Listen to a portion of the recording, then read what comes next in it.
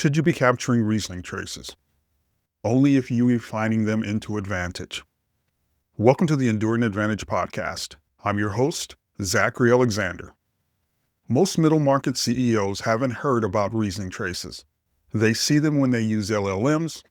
However, they are way too busy to take the time to figure out what they're looking at.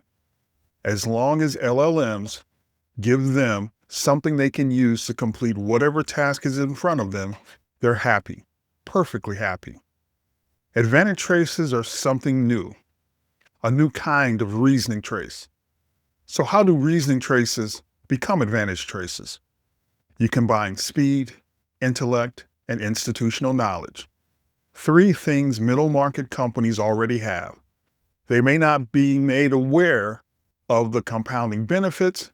However, the raw material is already available. Here's what I keep seeing in the marketplace. Companies accumulating AI artifacts like reasoning traces with no destination in mind.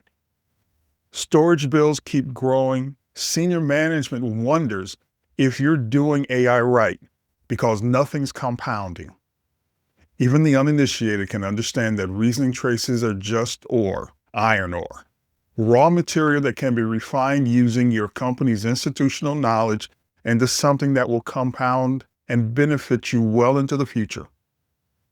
Just to be clear, the context, the patterns, the sweat equity that no one else has, by adding these to reasoning traces, that's how reasoning traces become advantage traces. Drone makers know this signals a shift in the AI revolution. It's the moment AI-enhanced knowledge workers start to become AI native. When your team stops using bolt-on AI as a tool and starts building AI native systems, you enter the next phase of the AI revolution. While the uninitiated are still collecting iron ore, the drone makers are building facilities to lay waste to their competitors' very expensive moats. What do drone makers actually do differently? Three things. They leverage volume, speed, and adaptive intelligence. Let's start with volume. They deploy 40, 50, 60 initiatives simultaneously, not one big bet. Each initiative is a sensor gathering intelligence. Saturation overwhelms competitors' analysis. They can't figure out which initiative is real and which ones are simply decoys. Speed. They move to 2-week adaptation cycles, not 12-month planning horizons. That's 24 cycles per year, while your competitors complete one. Time becomes a weapon, not a constraint. Adaptive intelligence. Systems that reconfigure automatically based on what's working. Pattern recognition across all initiatives. Resources flowing to success without committee approval. Emergent strategies that weren't explicitly designed. Volume times speed times adaptive intelligence. That's the equation. The uninitiated are still collecting iron ore. Drone makers are capturing territory. Here's the math that changes everything. AI capabilities double every 7 months.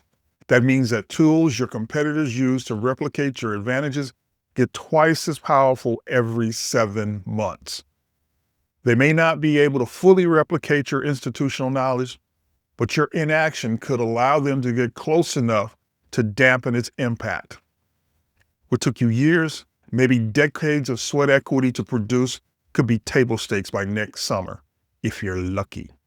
The window for building advantages that compound faster than they can be copied is closing, and it's closing on a schedule. We're already doing AI. I hear that constantly, and it's usually true, cosmetically. Bolt-on implementations actually exacerbate the problem. It sits on top of existing systems, it generates more traces, artifacts, output, but none of it compounds. With bolt-on, you're not getting closer to the new AI native opportunity spaces, you're just hemorrhaging cash.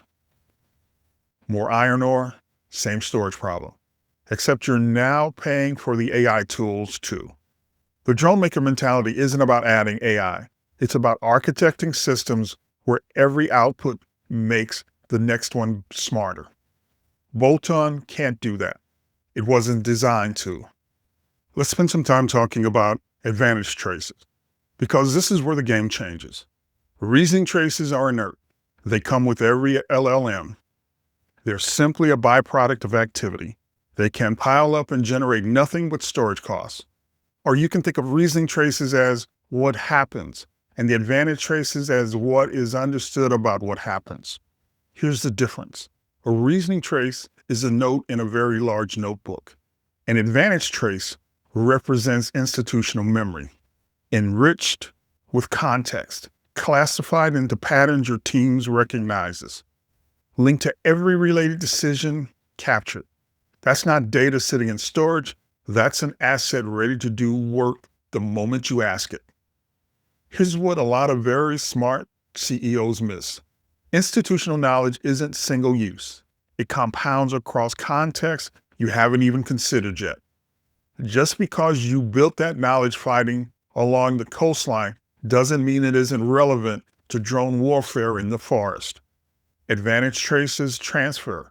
The pattern recognition your team developed solving supply chain problems in the Midwest might be the exact intelligence that opens up whole new opportunity spaces in Australia. The decision frameworks captured from one division become ammunition for another. Drone factories don't produce one product. They produce many from the same airframe. Let me make this concrete. Using AI native tools, you identify a delay pattern from past years, buried in an ERP system you migrated away from a couple of years ago. The regional logistics constraint your team figured out during COVID and never documented, it lives in 3 people's heads. However, the pattern appears in the AI native tool. Luckily, they're still at the company. Then there's that same failure mode that keeps showing up in different divisions, different supplier, same root cause. Nobody connected the dots because the systems don't talk to each other. They're stuck in division isolation. You get the picture. The doubling of AI capability means that institutional knowledge will decay over time, slower than explicit knowledge, the kind of stuff that's top of mind. So much of what makes your company special could be lost without the proper AI native strategies. A reasoning trace captures the interaction your team had with an LLM today, what they asked, what the model said, a receipt. An advantage trace does something different.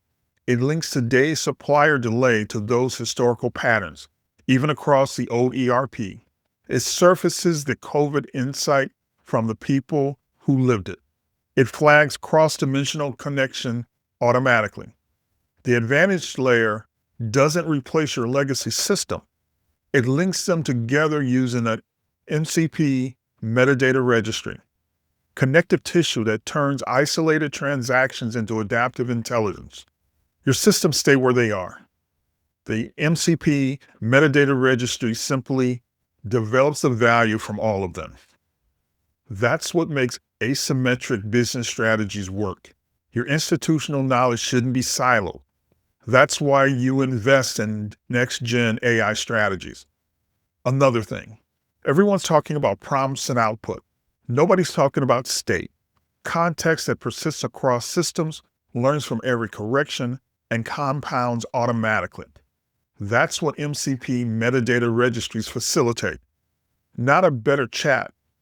Institutional memory that strengthens with use. MCP metadata registries exist today. However, most senior management teams and boards don't know it yet. The question is, are you ready for the next phase of the AI revolution? Or are you going to with the same old, tired sci-fi metaphors? Contrary to popular belief, military contractors don't build systems without fail-safes. They get paid based on the money they spend plus some margin. So it's in their best interest to build in as many bells and whistles as possible, like fail-safes and backdoors, because it's not good for anyone's career to have any system run off the rails. You could easily make the case that the difference between military-grade systems and civilian systems is the built-in test equipment. The reason is that military units operate in isolation, and no matter how good the supply chain is, there's no guarantee that test doesn't get separated from the systems they test. Military contractors get paid a lot of money adding bytes to everything they produce. No matter where you are in the military world, you can always run a diagnostic. The problem is that the economics are different from internal teams and business contractors. Test equipment is seen as an added expense, a luxury. So are the people who know how to use them, for that matter. That worked for enterprise software because it was seen as gravy and added to the profit margin until the AI revolution. Here's a hot take for you. The next phase of the AI revolution will be dominated by AI-based self-test systems and diagnostics. And that doesn't have anything to do with altruism. It has to do with tokenomics. The most capable AI models will always be in short supply, and businesses will want to maximize the tokens they have access to. So what does the drone maker cycle actually look like? There are 5 stages. Capture. Every interaction your team has with LLM generates a reasoning trace. Most companies stop here. The trace goes into storage with a promise of future analysis. Enrichment. The MCP metadata registry adds context automatically. Who generated this trace? What project was it tied to? What systems were referenced? What decision did it inform? This trace stops being anonymous and starts being addressable. Classification. Pattern recognition kicks in. The trace looks like the supplier delay problem. This one matches your Q3 pricing decision framework. This one connects to customer churn, signals your sales team identified 6 months ago. The system learns your categories, not generic ones. Here's where it gets powerful. The registry connects the trace to every related trace, document, decision, and output in your institutional memory. Not siloed by system, not trapped into the ERP or the CRM or someone's email, linked across all of them. They compound. Every trace makes the existing trace more valuable. The pattern recognition sharpens. The classifications get smarter. The links multiply. Your institutional memory doesn't just grow, it deepens. Capture, enrich, classify, link, and compound. That's the architecture. That's how iron ore becomes advantage. So where does that leave you? 2 paths. Path 1, capture reasoning traces yourself. Hope someone on your team figures out the transformation later. Maybe they will.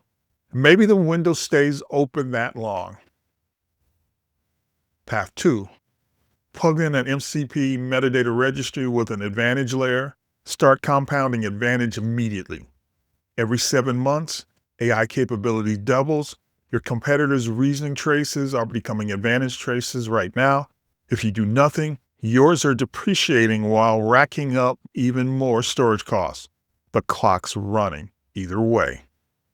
This is not a discussion about some dusty old AI artifact racking up storage fees, but the iron ore that becomes the enduring advantage that protects you, what you spent so many years building, and makes it harder to replicate every passing month based on time on task.